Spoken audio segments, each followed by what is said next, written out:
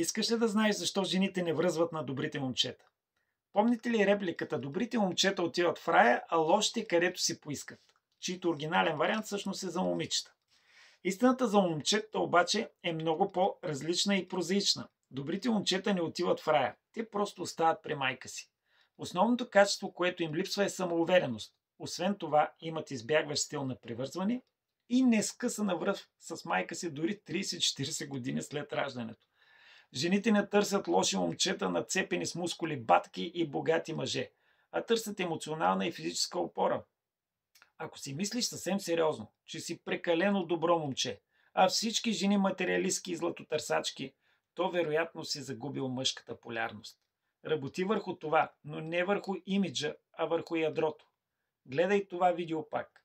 Ако си добро момче, може и да не знаеш откъде да започнеш. Време е да си направиш пълен езотеричен анализ и една визитка на душата, за да може поне да отвърнеш смело на плоския въпрос "Коя зодия си?", с отговор, който ще остави жената с отворена уста. Очаквам те.